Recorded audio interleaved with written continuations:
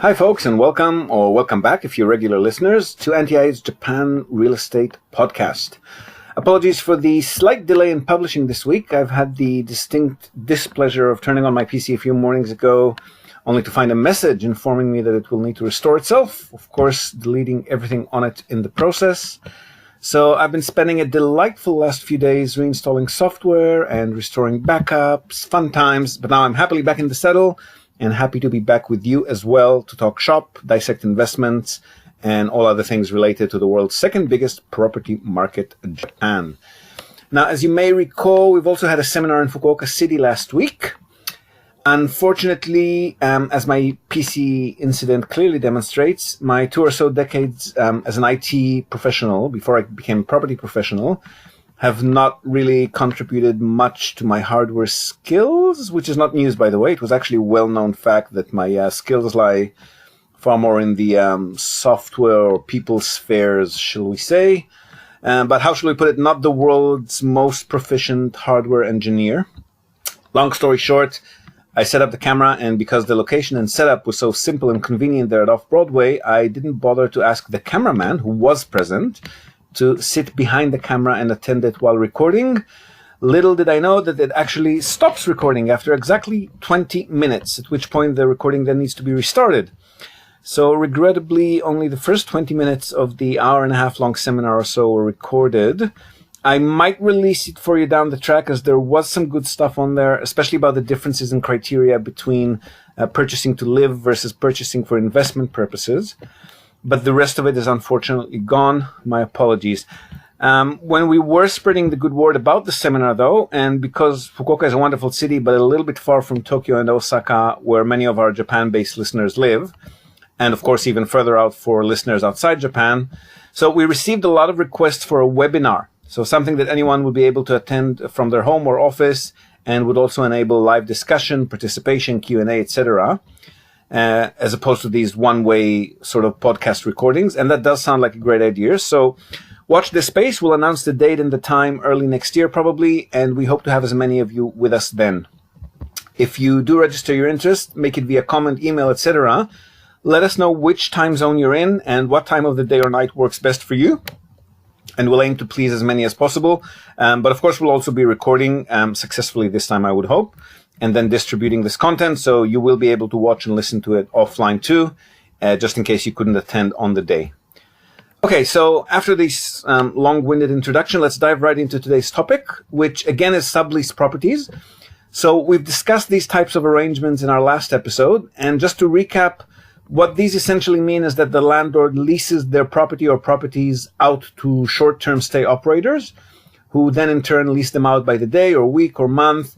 And the main advantages here are having the reliability and stability of long-term corporate leases, which can also have longer periods in comparison with individual residential agreements, and in which the renter, in this case the sub-leasing company, also takes on more responsibility for all internal wear and tear during the tenancy, and in many cases also provides a rental income that's slightly higher at least than your standard long-term lease, either because they do pay a slightly higher rent than average, or because they also take on the payment of monthly building management fees, or both.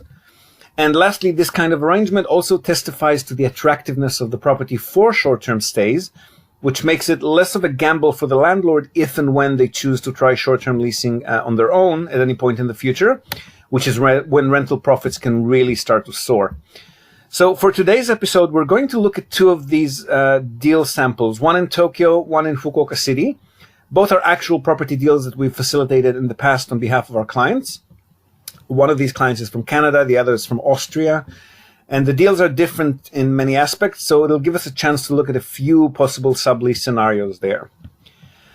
Okay, so the first one in Fukuoka City is located in the heart of Tenjin. So that's Fukuoka's main nightlife, shopping, dining district. So superb central location, which is always an important factor for maximizing occupancy, and even more so with short-term stay scenarios. This one's about a 17 square meter studio unit built 1991, so up to the latest earthquake resistant standards for these reinforced concrete blocks. Very impressive looking, big glass doors, secure keypad entry, plenty of parking for bikes, etc. And nice gardening all around. Now, these are all factors that may be less crucial when looking for long-term tenants, but they do become a bit more consequential for short-term stays of any sorts, because people look at these places, in this case online, before they book them for the week or the month, and they obviously want to stay in a better-looking apartment if they've got the option and they're just here for a holiday or a short visit. This one also has a laundromat on the ground floor, and the rest of the building's due diligence was also quite good. As far as renovation history, reserve funds pool go, we're not going to go into detail here because our main concern here is the aspect of the sublease arrangement. But of course, as property owners, this type of due diligence is equally important for any kind of deal, because when a large renovation is required, we want to make sure there are sufficient funds in the pool. Otherwise, building fees go up or profits go down, same as with any other co-owned building scenario, nothing different there. So the tenant in this case, or the subleasing company, is Apaman, which is a major nationwide player in Japan. So we're more than reasonably comfortable with rent income coming in on a regular basis while the lease is in effect. The company is not likely to go out of business and leave us with renovations or chasing up debt or anything of that sort. And they're paying the average rent for units of this size and location, which is about 30,000 yen per month. But they're also paying the building management fee while they're in possession of the unit. So that gives us an additional 5,000 yen per month. So again, slightly higher income than average. And of course, most importantly, they're also paying for all interior wear and tear, aside from major items. So not electricity or plumbing, etc., but everything else while they're in possession of the unit. Their lease is in place for 3 years, rolls out automatically. But our buyer, who is interested in maximizing rental income, is already planning not to renew that lease when it expires in about a year and a half's time, because they do plan to take on short-term monthly leasing on their own. And the fact that Apaman is doing it there gives them the confidence that they'll be successful as well.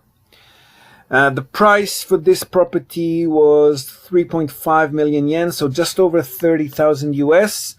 And it's currently on the existing sublease agreement generating about 6% net pre-tax, which is already for a property this central and at this age is more than good enough. Once it's leased on a direct short-term basis, it's very likely to be generating closer to 9 or 10% net pre-tax for the owner. So the second property, a little bit of a different scenario. This one is in Tokyo, located in the city's most eastern ward, which is Edogawa. Actually a hotel. So in this case, the building management company is also the tenant. The fact that it's a hotel doesn't mean that you're not getting a portion of the land with it. So totally normal freehold land portion attached to this unit as well. But the management company, which is in reality a hotel operator, are leasing out rooms by the day for guests who use the property on a short-term basis. So like any normal hotel, normally for a few days at most, maybe a week. And this means that in this case, interior maintenance and cleaning is done on a daily or almost daily basis, which further ramps up the level of cover provided by the subleasing company. So you really don't need to worry about the interior at all, and that will also include nicer furniture, etc. But on the other hand, this also adds a level of complexity to the situation, because in this case, there is no option for the landlord to terminate the lease at any point. So even if at any point in the future the hotel operator decides to reduce the rent amount that they're paying when they renew the lease, to owners of individual rooms, either because they have to maintain profitability by reducing the price per room per night, or just because they've gotten greedy or decided to increase their profitability on the backs of individual unit owners, the building rulebook stipulates that owners have no say in the matter. The units cannot be used for any other purpose or leased to anybody else except that operator. So this, of course, poses a higher level of profit risk in theory, but the price of the property, which is particularly low, probably because of this, only 4.4 million yen, so slightly over 42,000 US dollar, which is unbelievable for a Tokyo property.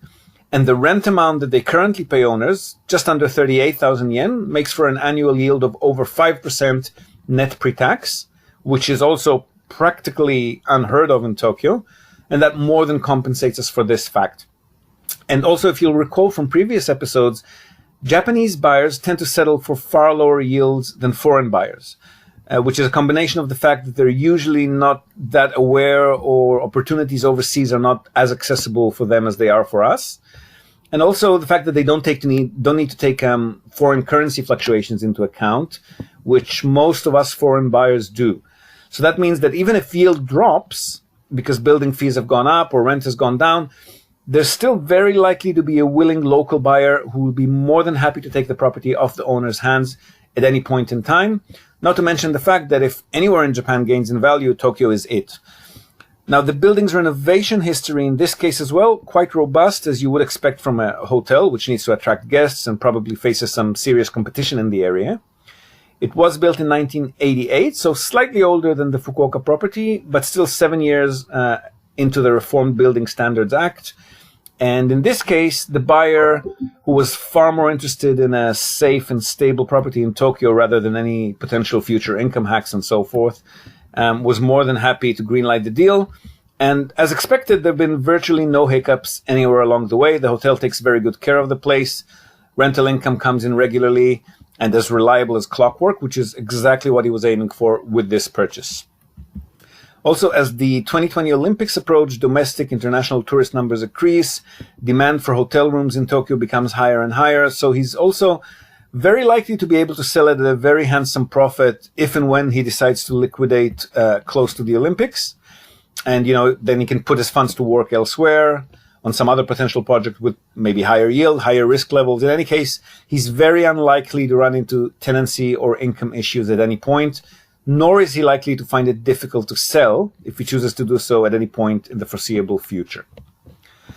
So there you have it. Again, cementing the basics of a sublease tenancy arrangement: good yields, extremely reliable and stable rental income, and very few surprises as far as interior renovations or repairs go, which is really what sublease landlords are usually on the lookout for.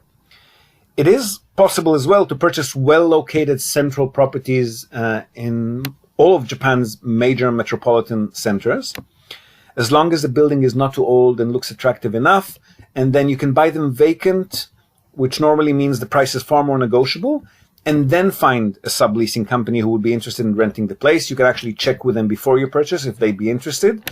And this strategy can guarantee an even higher yield because you're buying vacant, you're discounting the purchase price as much as possible, which is a lot more difficult to do when you're purchasing a property that already has a sublease tenant or any other tenant in place, already generating income, harder to discount. So that makes negotiating harder. If you're buying them central and attractive enough vacant, you can discount the price, which therefore will increase your yield as well. So that's probably it from us for today, folks. Hope you've enjoyed this episode of the Japan Real Estate Podcast. Do share it with your networks. There's bound to be someone among your friends who will find it interesting and who could potentially benefit from this kind of info.